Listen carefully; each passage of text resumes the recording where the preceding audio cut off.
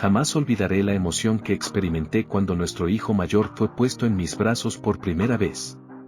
Yo había ayudado a mi esposa en su entrenamiento para dar a luz, en parto natural, y se me había permitido permanecer junto a ella en la sala de alumbramientos donde fui testigo del milagro del nacimiento. El bebé no tenía ni 5 minutos de nacido cuando la enfermera me lo entregó. Con un gran sentido de gratitud lo levanté delante del Señor haciendo esta sincera oración de lo que yo creí era un gesto muy noble de sacrificio. Señor, dije, doy mi hijo a ti y a tus propósitos. Tan pronto hube dicho estas palabras mi entendimiento se abrió y él me habló de la siguiente manera: tú no me lo puedes dar. Yo te lo doy a ti. Él ya es mío y te lo confío a ti y a tu esposa con un propósito específico. Quiero que le enseñes, le entrenes y le encamines hacia la madurez para que sea un hombre de Dios. Recuerda que él no es tuyo, es mío. Por días, seguí oyendo estas palabras como un eco en mi espíritu: no es tuyo, es mío. Tú eres mi administrador con un propósito específico. Esto se ha convertido a través de los años en el fundamento de nuestra manera de operar como familia. Como resultado, mi esposa y yo hemos experimentado un amor para nuestros hijos que va más allá de nuestra propia emoción. La evidencia diaria es muy palpable en una y otra situación práctica. En ocasiones, mi paciencia, mi consistencia en la disciplina y mi fidelidad en la oración se han visto en peligro. Es entonces que el temor de maltratar a uno de los pequeñitos de Dios me hace descansar en su amor y gracia para la situación.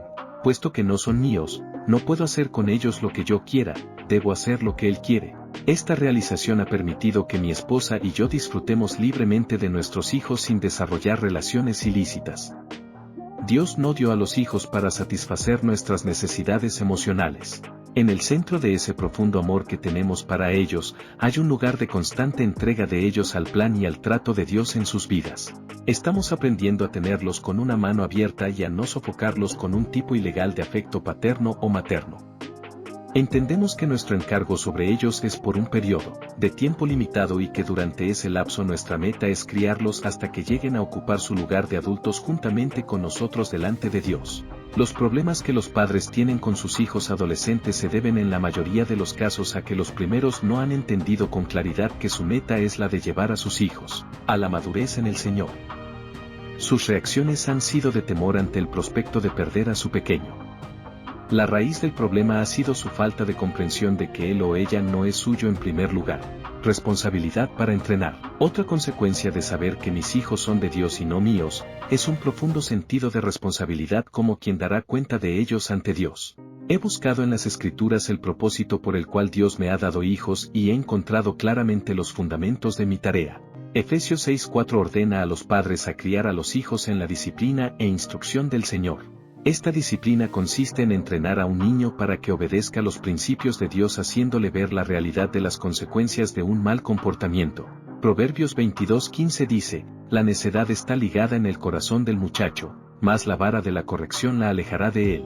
Hay muchos otros proverbios, que como este, prescriben una disciplina amorosa y consistente con la vara como el instrumento de Dios para llevar a nuestros hijos a la madurez que Él quiera para ellos.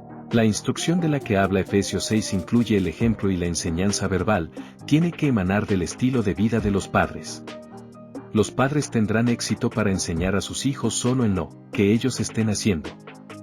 Deuteronomio 6:7 dice: y estas palabras que yo te mando hoy, estarán sobre tu corazón, y las repetirás a tus hijos, y hablarás de ellas estando en tu casa, y andando por el camino, y al acostarte, y cuando te levantes. Mientras esperábamos en una larga línea en una tienda deportiva, mi hijo mayor aprendió este precepto: paciencia significa que tenemos que esperar. Tenía 2 años y medio entonces y nunca se le ha olvidado. En esos días aprendió otro precepto mientras caminábamos de la biblioteca a nuestra casa en un día muy frío: perseverar significa que tienes que seguir caminando aunque estés cansado. 1 Corintios 7:14 dice que los hijos de aquellos con quienes Dios ha hecho pacto son santos. Si bien no hay promesa de que todos los hijos nacidos de padres cristianos lleguen a ser hombres y mujeres de Dios, la Escritura sí dice en 2 de Timoteo 3:15 que es posible enseñarles desde la niñez las sagradas Escrituras, las cuales te pueden dar la sabiduría que lleva a la salvación mediante la fe que es en Cristo Jesús.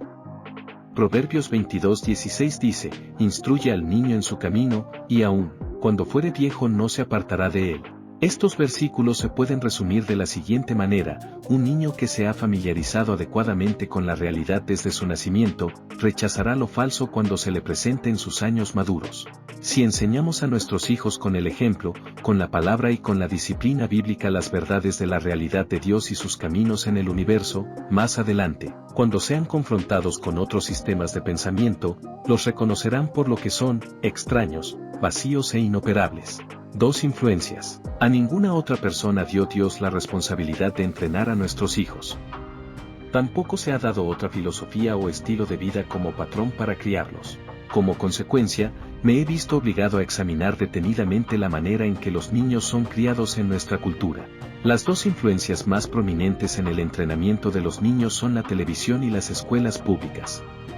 Cuando un niño alcance la edad de 17 años habrá visto un promedio de 20 horas de televisión por semana.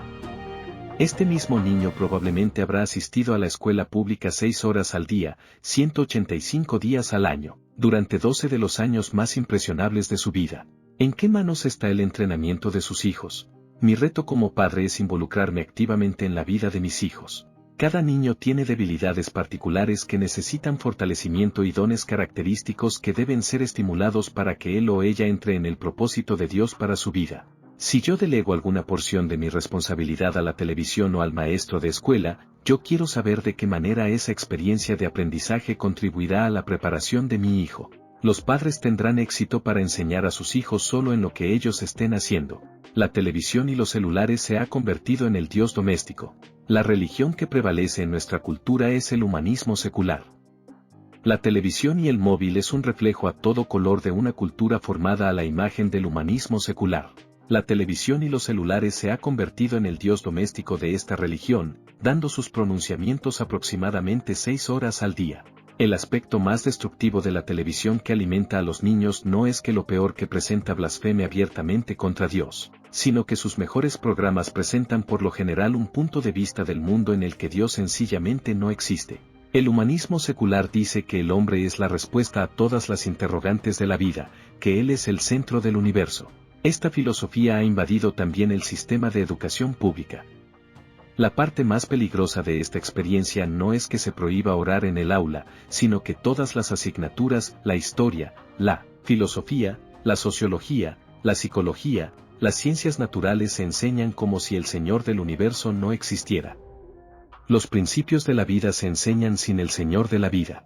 Los niños cristianos crecen a menudo con esta falsa dicotomía en sus mentes: Dios es para los domingos. El humanismo es para el resto de la vida. El Señor quiere que los padres se den cuenta de estos peligros y usen todos sus recursos para contrarrestarlos. Hay muchas iglesias que ya están fundando escuelas cristianas con maestros y material de enseñanza dignos de la confianza de los padres. La Biblia enseña claramente que es el derecho, más bien la responsabilidad de los padres, el decidir quiénes enseñarán a sus hijos y bajo qué conjunto de principios. Este derecho de llevar a cabo libremente la responsabilidad que Dios ha dado a los padres es protegido por la ley del país. Es posible que la influencia del humanismo en nuestra sociedad reten este derecho, pero nuestra responsabilidad no cambiará jamás. Para siempre permanece en los cielos. Todo padre comparecerá ante el tribunal de Dios para responder a esta pregunta esencial. ¿Entrenaste a los hijos que te di para ser un colaborador con Dios en la formación de una vida humana? Nunca ceso de maravillarme del privilegio de qué responsabilidad tan imponente. Ninguna otra requiere más devoción, integridad, creatividad o valor. Ninguna produce más alegría personal, satisfacción o incentivo a la justicia. Ninguna nos hace depender tan desesperadamente o tan profundamente de la gracia de Dios para nuestras propias vidas, que ser el administrador de uno de sus pequeñitos. El uso de la autoridad de los padres corta, en muchas maneras, contra la corriente de la cultura moderna. Más y más, los expertos en la crianza de los hijos y los grupos pro-derechas de los niños, abogan para que los padres desistan de sus esfuerzos de entrenar e instruir a sus hijos. Se advierte a los padres que dejen a sus hijos en completa libertad para que ellos formen sus propias creencias y valores morales. Ningún padre permitiría que un pequeño corriera por las calles sin cuidarse de los autos. Ningún padre dejaría que su hijo creciera pensando que 2 y 2 son 5. Los padres enseñan a sus hijos la diferencia entre arriba y abajo, les enseñan a no jugar con cuchillos filosos y nadie sugiere por eso que los padres estén imponiendo sus propios conceptos, adoctrinando a sus hijos en sus creencias personales. Pues, el pecado es tan real como que 2 y 2 suman 4. La desobediencia a la ley de Dios acarrea consecuencias tan serias como jugar en el tráfico. Los niños necesitan conocer los caminos de Dios tanto y más que la aritmética y la lectura. Francamente, el conocimiento de la ley de Dios es de mayor importancia para la paz y felicidad futura de los hijos que cualquiera otra cosa que pudieran aprender.